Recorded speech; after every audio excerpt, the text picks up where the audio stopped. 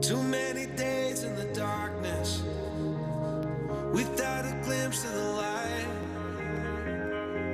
Running tired and broken and scared, but I swear I'll never give up the fight.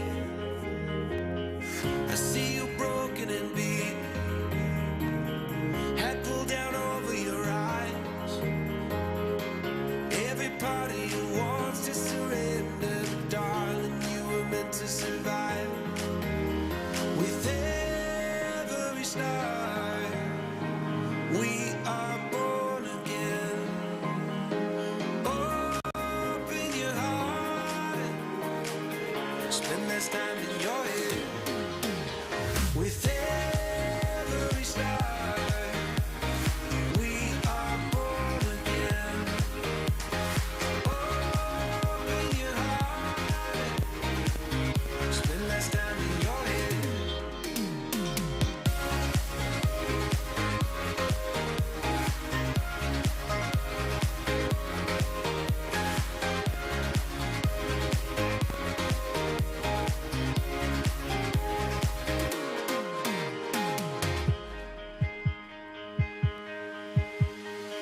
Just like a seed in a garden, you will grow to be tall,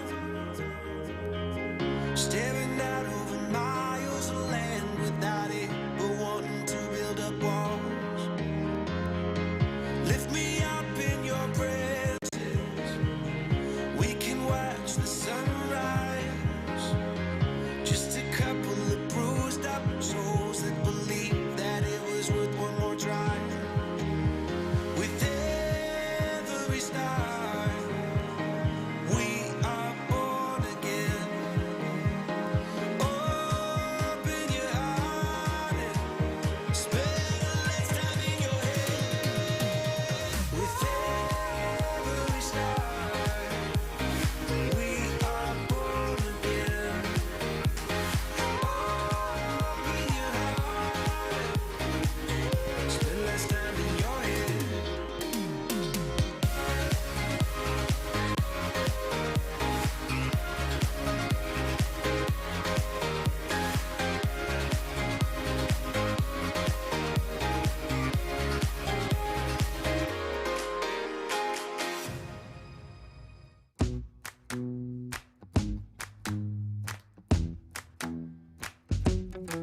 With you, the sun is shining 24/7. 'Cause when we're together, it feels like we're in heaven. If it will get dark, you'll be my million stars.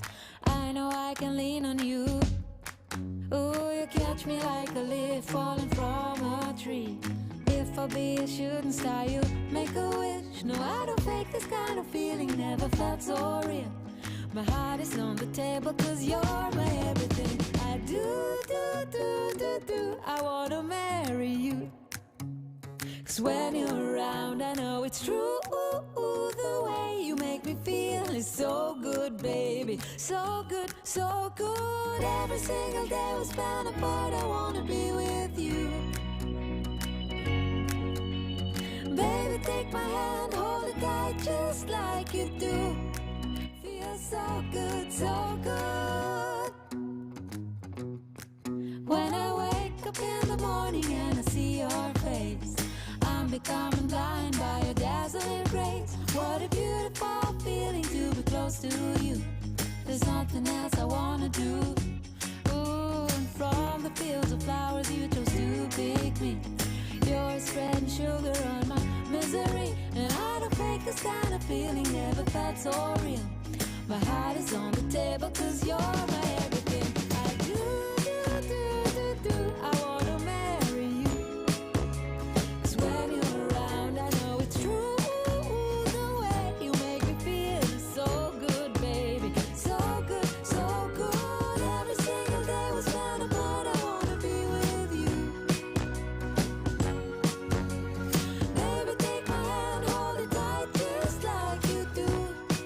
Feels so good, so good.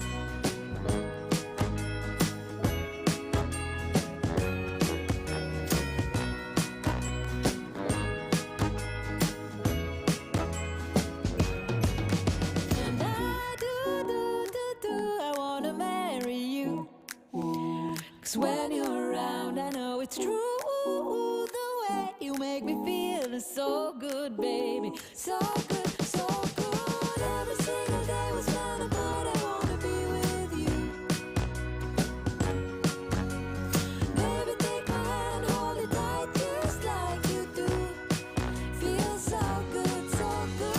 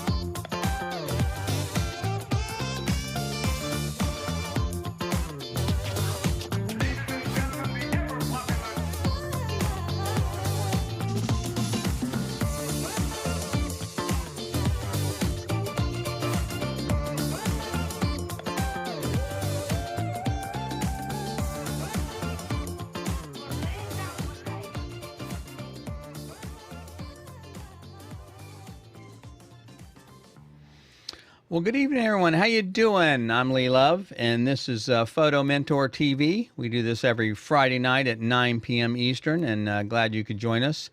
We do this, again, the purpose of this show is to help you, to encourage you, to and educate you, to help you and mentor you, to help you to become a better photographer, and to really cut through some of the myths and some of the misinformation that's out there that I run into every day.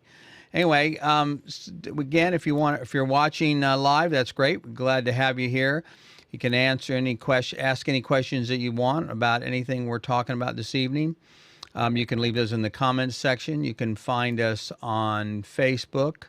You can get there at facebook.photomentor.tv or youtube.photomentor.tv, or on LinkedIn, guess what? photomentor.tv. Any of those places will take you there, the live stream, and of course all the shows are recorded as well, so you can go back and watch them if you miss them, any the broadcast that we do there as well.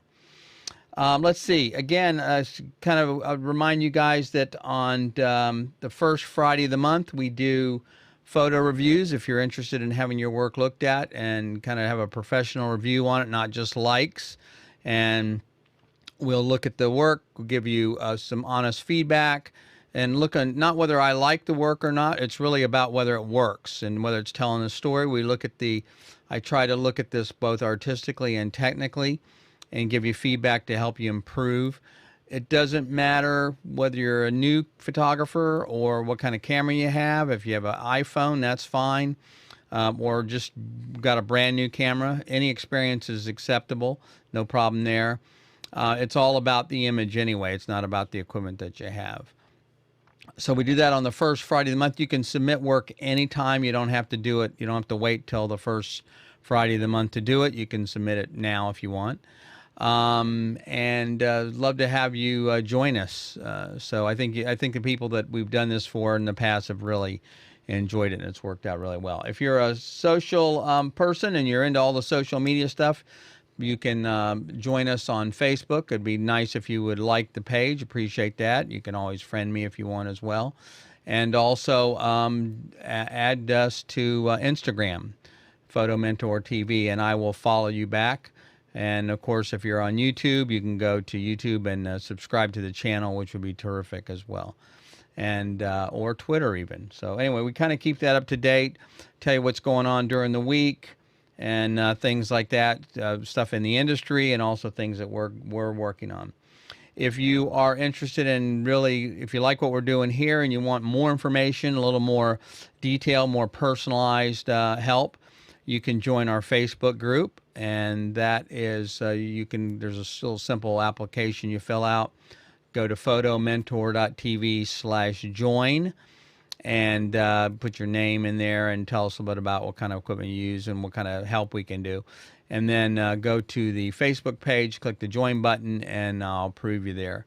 So great. It's a small group of people, but we really have a lot of fun. It's really more oriented toward the art of photography, more so than the gear. Of course, we can talk about the gear if you want, but I really prefer to focus more on helping you understand what it's going to take to become a better photographer.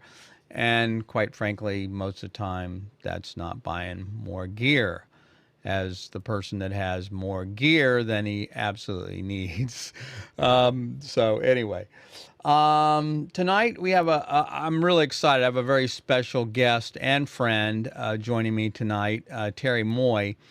Teri is a phenomenal photographer on a couple different levels, and I'm going to explain to you why here in a minute. And I think when you see her work, you'll understand why I wanted to have her on this show. The thing about that I think that works with that I like about Teri is that she really embodies what I talk about. If you've watched this show even probably once or twice, I'm sure you've seen me use this model here about left brain, right brain. And it's a big thing. It takes both to be a photographer. But one of the mistakes I think people make is they put too much emphasis on the left aspect, the left hemisphere of the brain, and learning and what it takes to become a photographer. They're all into manual mode and apertures and shutter speeds, and all that stuff is important. Don't get me wrong. You need to know that. That's part of our craft.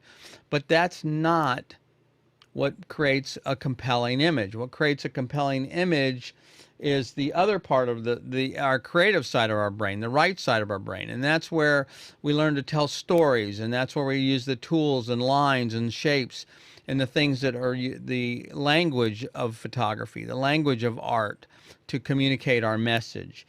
And the thing I like about Teri is I think she embodies that. When you see some of her work, I think you'll understand what I'm saying. She's really all about story, and that's what makes her work so interesting, in my opinion. So anyway, I'll show you some of her images here, and see what you think yourself. This Teri does two types of work. Well, probably more than that, but just the two that I'm really known for is her fashion photography. She's got some amazing fashion work that she's done. That I'm not a fashion photographer, so I admire anyone that can do this genre of work, because it definitely takes a different skill set. I certainly have the lighting down, but I don't know squat about fashion. Of course, as you guys look, you can tell that without me saying it. I'm sure you don't know. I'm not a fashion. So anyway, but Teri definitely has an eye for fashion, but she also has an eye for architecture, which is another genre of work that I've really not done much in. And I think architecture is a whole nother skill set, because it really requires you to be able to see differently. You can't just see what's in front of you. You have to learn to see the abstract. You have to learn to see the shapes, the light, how things fall, and what time of day to photograph them in. And that's really, I think, one of the areas I think Teri does really well in, and that's something, again, I admire, because it's not a type of work that I do. Guys know that I talk a lot about the kind of, I do advertising and editorial work, and my stuff is a lot about people and storytelling. So anyway, so I'm going to, one of the reasons I want to have Teri on, though, is not just because of her architecture and her fashion and her portrait photography, but also because of a project she's working on, and we'll let her talk about it. But it's really an interesting one, and it has to do with storytelling about women. And some of the women that the project is really based on women that have been through very traumatic, tragic situations, and how they've come out of that, how they've dealt with it. And I think that's a story for all of us, whether you're a photographer or not, whether you're a man or a woman, in being able to deal with adversity and how that affects us, how our view on life. Let's remember that one of the things that's important about being a photographer is we bring our own history, we bring our own story to every image. Ansel Adams had a quote, I'm sure I'll butcher it, but basically it said something about there's two people in every photograph, the person in front of the camera and the person behind the camera. Basically meaning two photographers can stand next to each other with the same equipment and take a picture, and they'll look totally different because our own vision, our own sight, the way we our history, what we like, the books, music, movies, all that has to do with how we create images and how we see the world. And so that's an important part of storytelling. And I think that's so by listening to some of the stories that and some of the stories of these women that Teri is going to talk about, I think it will help maybe inform you about maybe some of your own work that you do and maybe why you like the kind of work that you do. So anyway, without further ado, helps if I unmute Teri's microphone. Hello, Teri. How you doing? Hi, I'm doing well. Thank you, Lee. Thanks for being here. I appreciate you spending some time with us tonight, and be sharing some of your story about Mosaic women. And so, did I get all that right? Did I mess it up too bad on the history of your work or the kind of work that you do? No, you did a great job, but I'm more focused into lifestyle photography than fashion, but they kind of merge at certain levels. Well, that's certainly, you're right, because lifestyle is, a part of fashion photography, and it's from my perspective, I look at how it's lit, so lifestyle is a different type of lighting. It's a 50-50 kind of lighting ratio, or you're using some kind of scrim or something to soften the light. So, okay, well, cool. Thanks for correcting me on that. I learn something new every day. You're trying to tell more of a story with lifestyle than with just true fashion. That makes a lot of sense. Yeah. So, I guess would you be fair to say then that lifestyle is more like environmental portraiture? Very much so. Yeah, which is something that I really enjoy doing, by the way. People in their environment showing something, helping the background tell something about themselves and their story. So one of the things that we talked, I know I've worked with you on this project, and you've been working on it for 3 years, and that's this project called Mosaic Women. But before we get into that, just tell me a little bit about your own journey in photography and kind of what drew you to photography. I might be telling a story that a lot of photographers have gone through. I started at the age of 12. My mom gave me a camera. My parents got divorced. She gave me a camera and a guitar. And she's like, there you go. Have fun. Learn a couple of things. And I became the high school photographer for the yearbook. And then it just sort of grew. And then after I graduated college, I did a trip around the world. And I just photographed everything from pretty much the cultures, the food, the people, the architecture. And then I ended up moving to Australia, and I worked for a really phenomenal photographer there who I basically was in the position of researching locations for shoots, interviewing models, and then setting up the shoot for the day and just sort of doing the process of that. And then I moved to Singapore, and I started my own business there, photographing just portraits of families, expat families. And then I did a bit of commercial work there. And then I moved back to the States, and I started photographing families and babies and pregnant women all over again. And then it's sort of like I've just, it's kind of like the different periods. Like Picasso has the Cubism period. He has the Harlequin. He has the different periods. And that's sort of what I feel like I've gone through. And so I've moved from photographing families and so forth, and then started going more into the commercial sector, and that was doing more lifestyle. It started with Stanley Martin Homes, so I did a lot for Stanley Martin Homes, and it's just evolved over time. And I've now moved to Wyoming, and I looked back the other day and I realized what I wanted to do 25 years ago was to shoot architecture. But back in the day with film, it was a 4x5 camera. And in Singapore, it's humid all the days of the year. And so it's more complicated there. And so I kind of pulled back. And so now I realized I'm doing what I wanted to do 25 years ago. So I'm very happy with that. It's interesting because I think a lot of us as photographers go through that. I like to ask new photographers a question. What is it you like to photograph? and I can tell a lot by the answer how long they've been shooting. So the most common answer I get is, "Oh, I like to photograph everything," which tells me you haven't been shooting very long, because you have to go through that as a journey. You have to, you start one thing. I think I like to do photojournalism or magazine, and you start doing that, and after a while, then you're like, I don't really like that. I think I want to do landscape or whatever. And so it takes a while, though, doesn't it, to get to the point where you can figure out what genre of work I describe it as what you're really willing to get up at 4 o'clock in the morning and go shoot. That is so true. And I did study architecture at Tulane, so it goes hand in glove. So Yeah. I really love finding the leading lines and the light, like you mentioned earlier. Yeah, architecture certainly has what I call target-rich environment in that regard, and the kind of work and the kind of imageries you can find. It's all about shadows. It's all about space. It's all about lines, and they better be straight.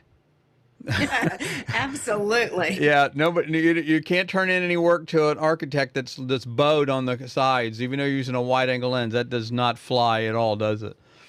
No, and actually I've been shooting and doing post, but I've realized I'm renting a tilt shift lens Yeah. because I figured I might as well, start back in that area, in that genre, instead of trying to fix it post.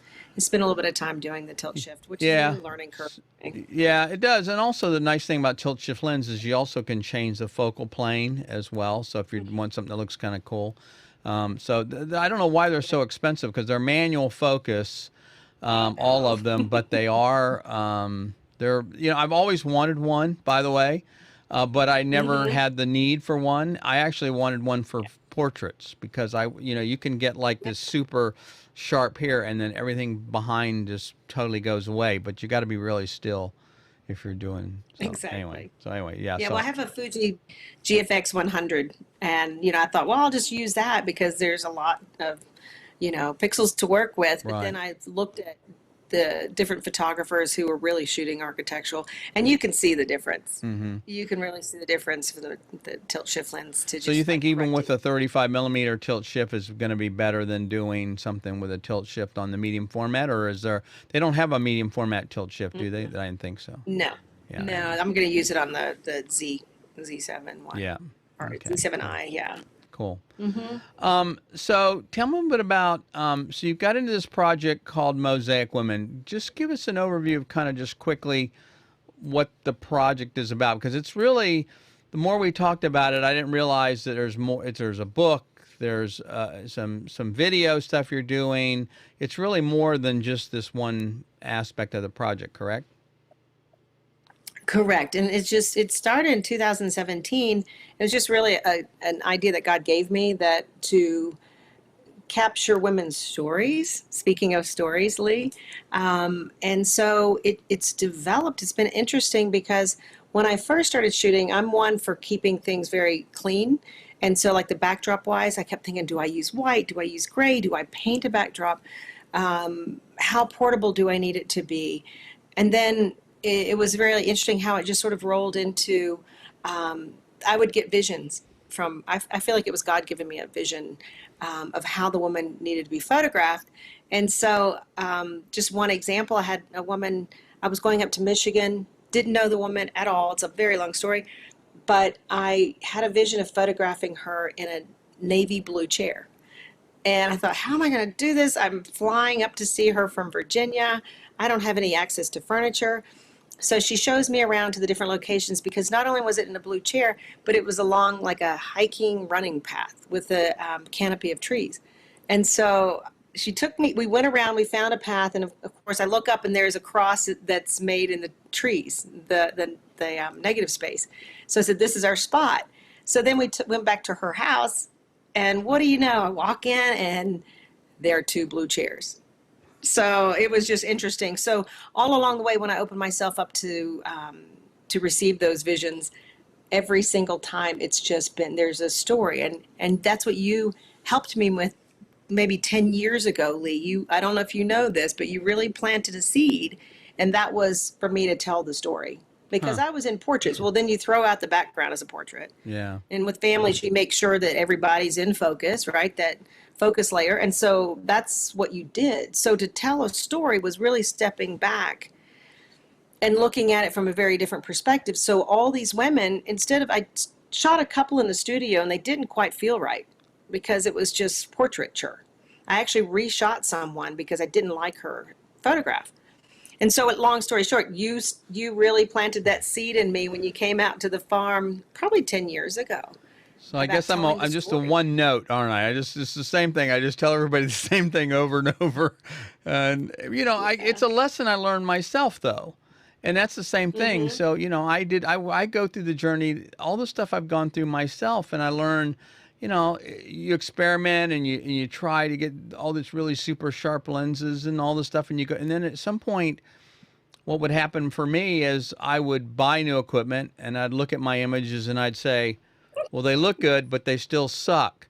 So I think I think the problem is behind the camera, not in front of the camera. And so I discovered and maybe you've discovered the same thing, and that is I will submit, I do a lot of magazine work. Let's say I submit 10 selects to a magazine for them to pick from. They will inevitably pick the image I dislike the most. And the clients do the same thing. And the reason is they're not, what I figured out was they're not looking at the images the way we are. We're looking at noise and cropping and you know, these other elements in the image. They're not looking at that. They're looking at one thing, and it's typically emotion. They'll go, oh, this is so Betty. That's definitely her. And I'm like, really? And they're like, oh yeah, that's just amazing. And you've really captured her essence. And so it taught me that that's what people really want. That it's a story that's compelling, and that's what moves us as an image. So anyway, I appreciate that. Thank you very much. And I'm glad that I think you're very much in tune with that as a person anyway. And I think you found a niche in that regard and being able to really let go, which is kind of what I call it getting out of my own way.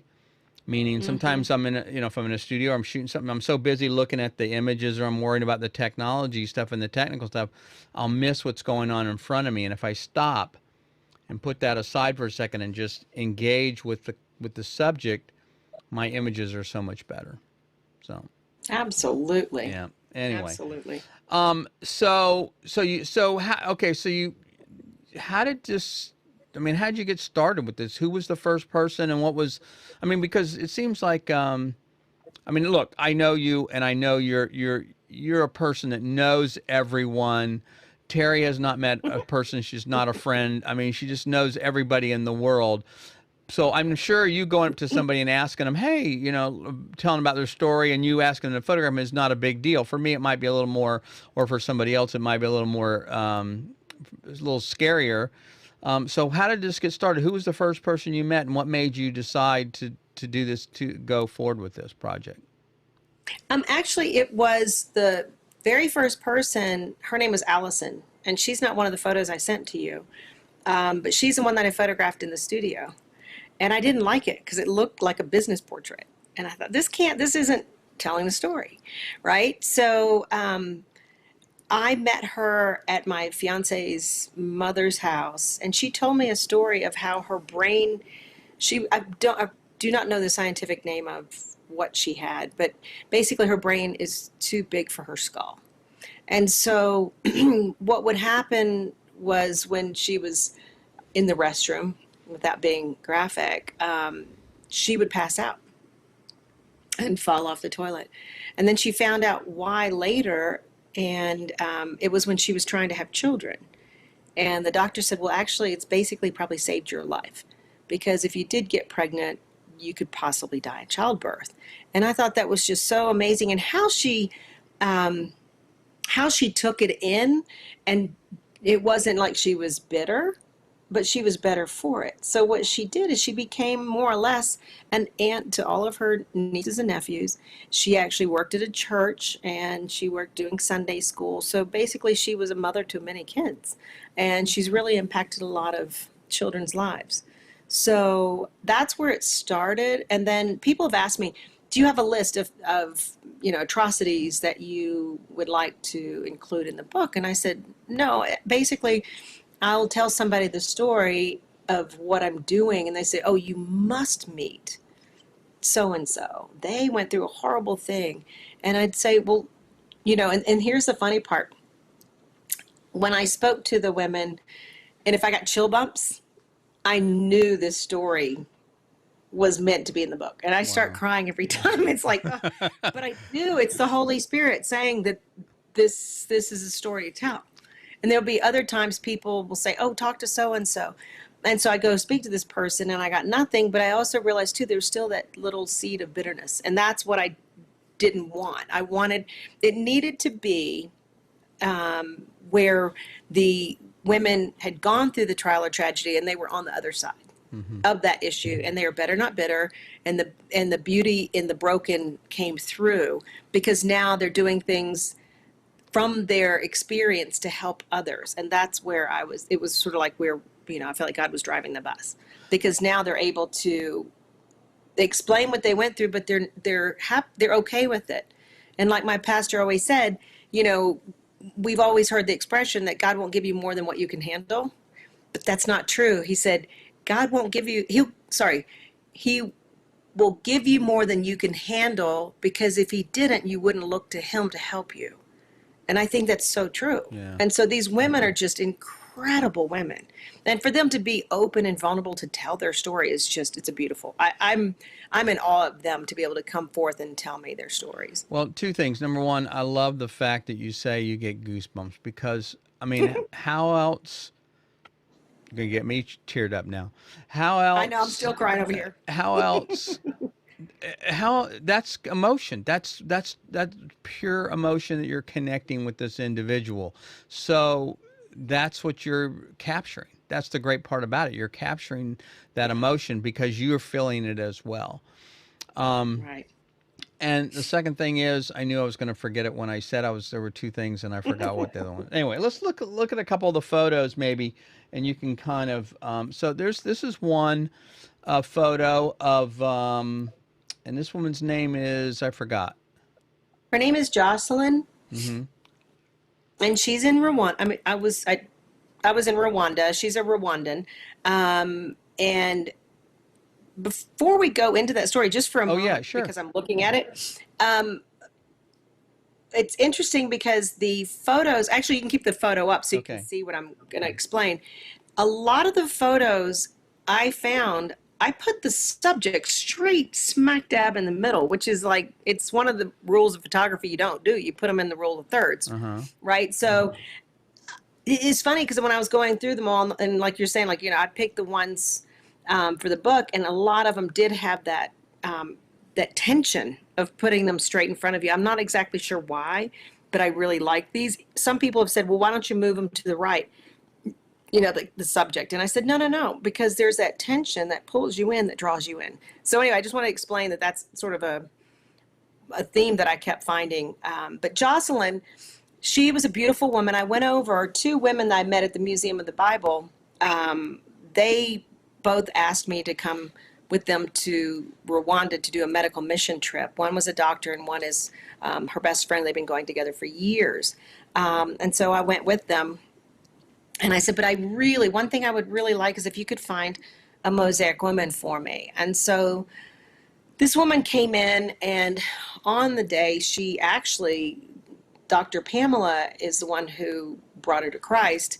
And because she had what happened with her story is that she, during the Hutu Tutsi, during that genocide period, she was a Tutsi, and she had her little brother on her back, and she was just going to market, and the rebels came out, and she fled, and she went into the forest, but the rebels came in and they shot her brother who was on her back, and then shot her in the face. But she stayed in the woods with these other people and just stayed there until the rebels left. I think they were in the woods for like 1 or 2 weeks. Oh my God. But she was just an incredible woman who just was at peace with everything. So it was just, I just could not get over how she was not angry at them. at the perpetrators. So that's her story. Wow, that's you know, we take for granted how lucky we are, and we how what we have Oh, available, and amen. the things we complain about, which is always, I always, I don't know, even though I consider myself a half glass half full person, there's still so much that to be thankful for that we have, even in everyday kind of things that we take for granted. Um, Hmm. so okay, so you photographed Jocelyn, and that was that. So was that kind of thing that kind of got the ball rolling for you on the project, or what? She was one. She was in the very beginning. Okay. She was in the very beginning.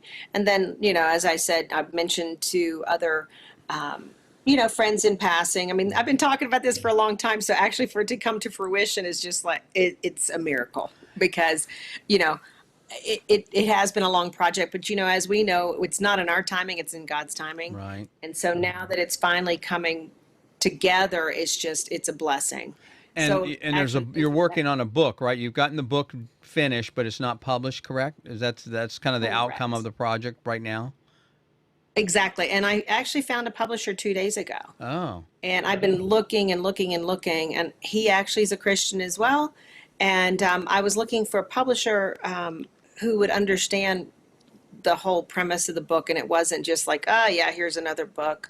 Mm-hmm. So he's going to publish it, but also I am submitting the book in for a book competition, so that I'm hoping that by being an award winner as well, that helps push things through too. Wow, that's cool. Uh, Hmm. so it's a long. I know you've been working on this thing like for 3 years too, at least. So it's really a long-term project and something you have to stick with, which, as you know, requires an awful lot of faith and Correct. determination. So okay, so Hmm. let's look at so then you also have the next person is a winner. Tell me a little bit about her story. Winter, she's a beautiful person. She was married to a Redskins football player. Oh, And there's a lot to her story, and she's written a lot of books as well. I met her probably 15 years ago and didn't reconnect with her until a couple of years ago. And just to hear her story, we came back together, and there was this kind of bond, and we weren't sure what it was, and then we realized that we're both faith sisters. mhm. And just to hear her story, I sat down in a cafe with her, and I just said, "All right, you're a Mosaic woman. I got the chills. You're in if you want to be." And so, just to hear her story and to hear her passion for God, and to understand that that wasn't going to stop her. And so now she is a force to be reckoned with. She just got remarried last year, and her husband is a faith, God-fearing man who just adores and loves her. Oh, So, she might have not picked right to begin with, but now she's with someone who just absolutely loves and adores her, and is actually propelling her in her writing and her blogs. She's doing so much, and you would not have known that she had gone through such a very tough time. hmm. Wow. And so, what are you? What do you take out of this when you hear these people's stories and what they go through? How does that affect your own life? I mean, it can't. I would imagine you can't help but kind of take some of that in, and I don't know. I want to say absorb it, but take some of that in, and how it affects you and how you lead your own life. Well, I realized that there's a reason for everything. And it's easier being on the other side of, say, I went through a terrible divorce. I don't think you can even put you can't put the descriptor good divorce, ever together. But, that was challenging for me. And it was my faith that got me through, where I wasn't bitter as well. So it just, to hear these women's stories, it just solidifies what I believe, and their faith makes my faith even stronger. And being able to lean on the Holy Spirit more, it's encouraging, it's compelling, and it just gives you that sort of warm fuzzy feeling that they're not going to sit there and be explaining how over and over again how bad their life is and what have you, and blame it on external sources. But you know take the bull by the horn, jump in and give God the reins to take over. And that's kind of, they just give me hope and faith as well, because their stories, they've gone through far more than what I've gone through, several of them. Some I can't even identify with it because it's nothing that's in my sort of vocabulary or in my history. I can only take it in and appreciate that they are such an incredible, they have such strong faith that has actually pulled them through their tragedy. So you must have shared some of these stories in some of the book, even though it's not published, with some other women. What's the reaction you're getting from people so far on the stories that you've been showing and the photos? Oh, they're just very, some of them can't fathom it either. Like one of the women, her name is Nimi, and she's from India. And what happened was one day her younger daughter was sick. So she said for her husband to go ahead and take the children to church, the other two children. Well, little did she know he was actually going to take her back to Niger, where he was from. Sorry, Nigeria. So she didn't see her children for 13 years until one of the daughter that was taken back saw her and found her on Facebook. And so they were reunited, and but she still had the faith. And just telling people that story, they just can't imagine, being a mother, I can't imagine my kids not being able to find them, much, to have them with you, much less, not be able to find them, But she's a light, and she walks into the room and she's just like a shining light bulb. And I can see this picture over here. Even in this photo, she looks that way to me. Like somebody just, I'd really like to know this woman. Yeah, she's a beautiful person. So yeah, telling that story, and then Faith. If you want to put Faith up there, that's Margaret. Faith is the one with the white. There you go. This one, I told this woman, I did jujitsu, and one of the women in my class, I was telling her about the project, and she said, "Oh, you have to speak to Faith." And I thought, well, tell me a little bit about Faith. She goes, "Well, why don't you I'll put you in touch, and then she can tell you the story." So I had her on the phone, and I said, and of course I got the chill bumps, got the tears, so I confirmed it. So I said, "Okay, when are you free?" And this was last year during COVID. I actually finished up last year during COVID. I was in Chicago, I was in Seattle, I was in Myrtle Beach, I was in Pennsylvania, and I was in Austin all last year because I felt like time was now to get it finished. So I went up to see Faith. Faith, I don't even have the words. The woman is incredible.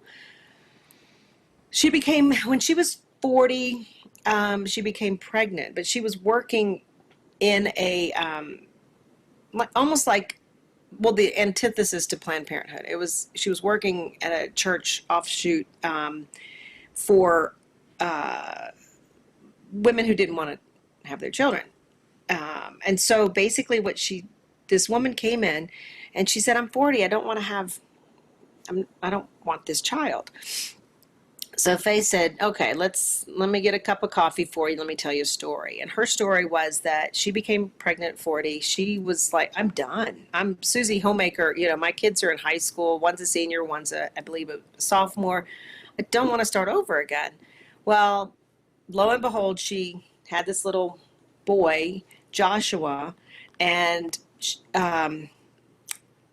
when he was overseas, he was in California, and he was in LA because he wanted to get into the film industry. He was on his motorcycle and he got hit. Tragically, he died. And, that was her world. So what she told this woman who was considering aborting her children, she said, "I did not want Joshua either, but he was like love of my life.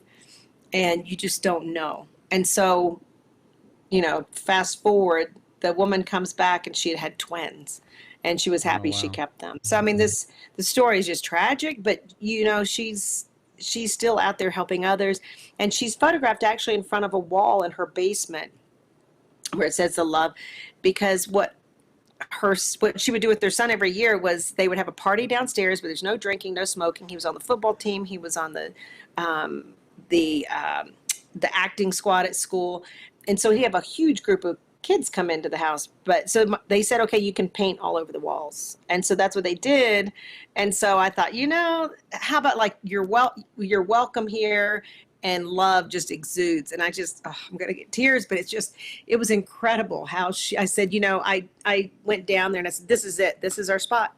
It tells a story, and she's a ray of sunshine too, and she just wants to help others. So Now, did she lose her husband as well? I noticed you. yeah, he died in a plane crash, Oh my gosh. and that's her son is what sort of got her through that as well. Oh, I see. So yeah. So it's she found her meaning and joy now. So I know Yeah. it's not really that dire, but to see these women, like I said, when you interviewed me for the video, the promo video, I mean, you would never know their stories because they're not going to sit there and tell you, oh, I lost my son, I lost my husband. So they're rays of sunshine in society, helping others. Well, I don't want to get too, I don't know, social. I don't know what the word is on this, but our world is certainly full of a lot of victims, isn't it? Everybody seems to be a victim nowadays, and it's kind of interesting to see these women who have gone through amazing difficulties that I don't think most of us cannot imagine, but they don't see themselves as victims. They see themselves as very strong individuals, and as a result, it sounds to me like they're helping other people get through life. They are. So They are. Actually, Christine, if you want to pull up her photo, let's see which one. she Which one is she? she's the blonde that's standing over a rail. She's got her arms. Oh, okay, I know what perched you're on talking a about. rail. Yeah, that's this one. Yep. Now, Christine, she went through a lot of identity issues. She was actually trafficked by her husband, and she came out of it. And now she and her new second husband have created a safe haven for women who are either on the street or in poverty, and it's called Providence, and it's in just outside of Seattle, because what they're doing is they're giving women skills for work so that they have their dignity back, and they're taking them off the streets, and they're helping them to really be fit into society. So where she was in the dark depths of life, now she's on the other side, and she's actually, helping other women, and even women with kids, so this is what I'm saying, like there are some, and she actually wrote a book as well. Huh. And so several of the women have written books, and so that's also to their credit to not be victims as well. Where was this photo shot at? Is this in Seattle? It's north of Seattle. Oh, wow. This was during the riots, so we really couldn't go into Seattle. So we found a place just outside, kind of closer to where she lives. It's a great environmental portrait, though. I love the background. It's telling us such a great story. It was interesting though too. There was at this building. It was really seedy, but there was a leg. A leg? It was a neon sign, and I was trying every which way to Sunday to get her with the leg, but because of the size, she's this big, and the sign was like this big, and it was far back, and I was really trying to merge but it just didn't work. Yeah. Plus, I didn't want to put the name of the strip club in there. Right. Well, that's part of the challenge. I find that a lot of times I have an idea for a photo, and I see something like that, and I'll try and work it and make it work. And then sometimes that's part of the really the challenge, isn't it? And that is, okay, I have an idea, but knowing when to abandon the idea and use what's available. And sometimes that comes out better than I had the idea I had, and sometimes it doesn't. I like to describe, people say, well, how do you know if you have a successful picture? And for me, there's this gap between what's in my head and what's in front of me on the screen or in the camera. And the smaller I close that gap, the more successful the image is. But that's rare. I don't know if it's about you, but I find it's really hard to be able to do that. And Yeah. so anyway, And it's that's. sometimes the last shot, right? It's sometimes like we were driving away and I'm like, stop. Oh, really? This is it.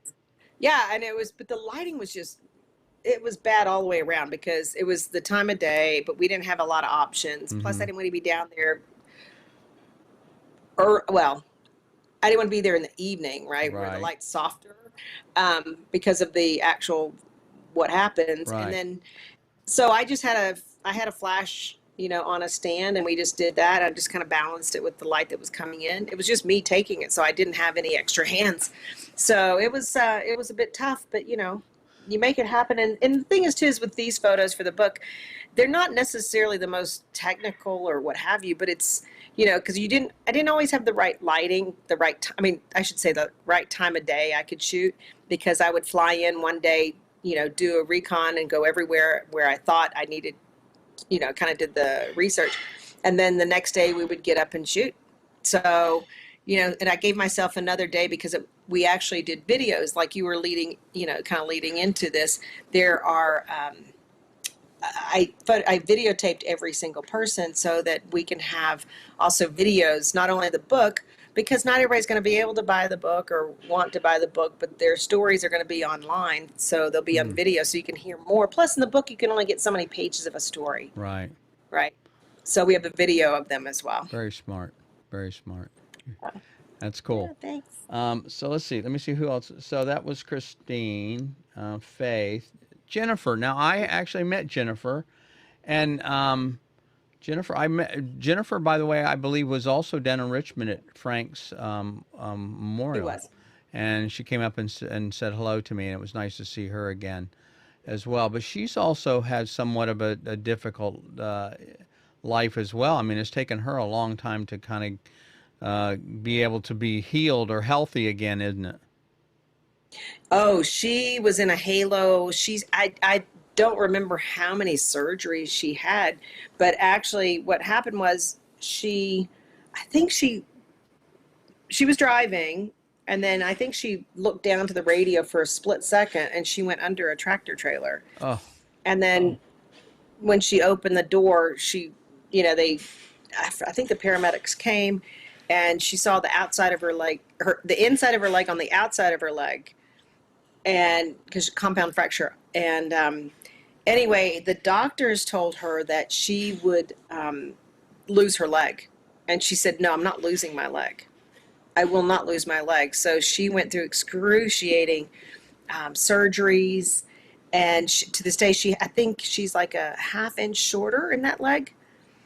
But she was, before that, she was doing mutters. She was running, doing things for Wounded Warriors, some races and so forth. And now she's back into it. She realizes that, what, this part of life. And, she's not bitter in the slightest. And she no. just does what she can do. And she doesn't sort of berate herself for not being what she was before. Because I know I had a snowmobile accident in the beginning of the year. And I told her, I said, I'm so frustrated because I was just getting into triathlons and so excited. And of course, it was the top of 2021. I thought, oh, it's going to be a much better year than 2020.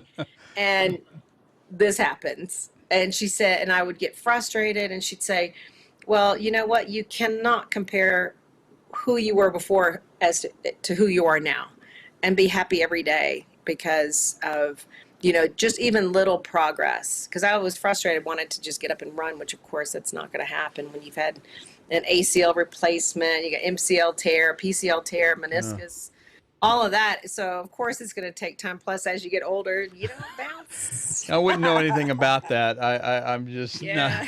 being 29 that I am. I don't have that problem. So it's just. Yeah, I'm 39 forever as far as my kids Of know. course, it's like an odometer. It kind of rolls around.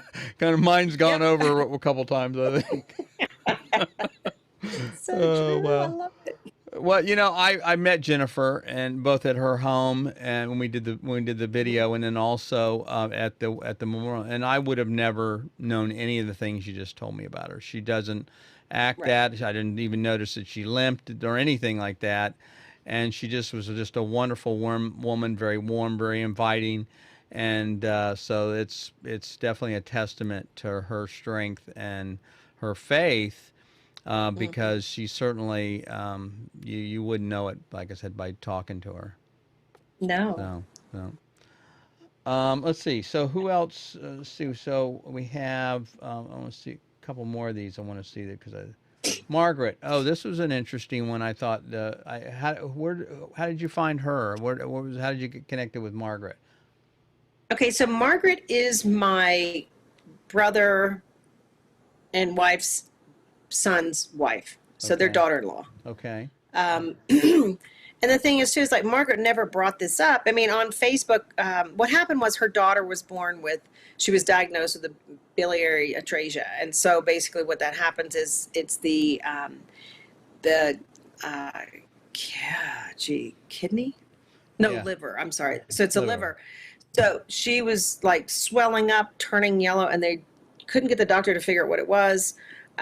Anyway, so Margaret took it on, and basically, long story short, is she did a transplant of part of her liver, gave to her daughter, and so and also she was at Children's Hospital in Atlanta, and they had shut down the whole transplant for children. This is like probably 3 years ago, I Huh. believe, 2.5, 3 years ago.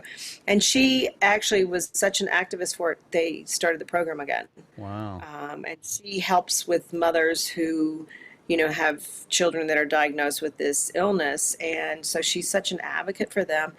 And that's why, I mean, the fact that she's just, and she'd put hashtag better not bitter. And I was just so impressed with her just can do attitude and just, she's truly an incredible woman.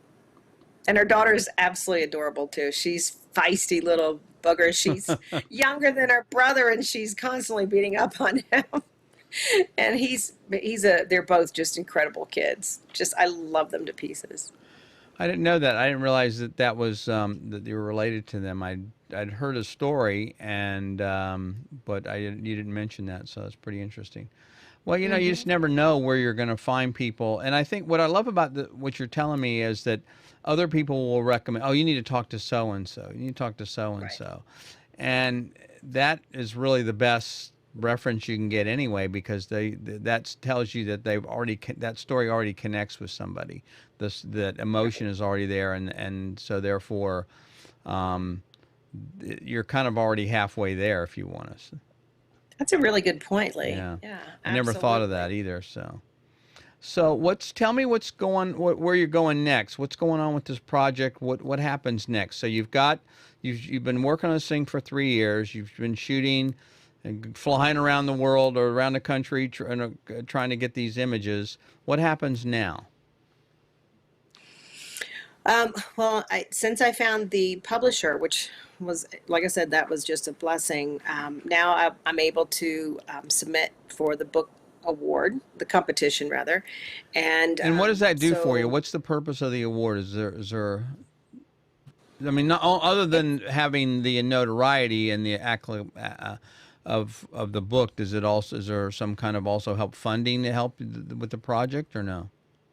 yeah. If you're more self-published, it's $2,000. If you're there's just different categories. There's photographers, there's publishers, there. It's mostly geared towards photographers in that realm. So Okay. like if it's your first book, etc. So it's really the notoriety, and then it's also there's that award money, which I'll Okay. put in towards getting the book printed. Um, yeah, and then just being an award winner before I'm even published would be just a real blessing. Yeah. Um, so next is submit that, and then we're working on getting a few proposals for printers, and then I'll be attending the Women of Legacy at the Museum of the Bible in DC in September. So Shannon Bream will be there with her book, Women of the Bible, and Jackie Green, who's Steve Green's wife. They're the couple who are the son and daughter-in-law of the owners of Hobby Lobby.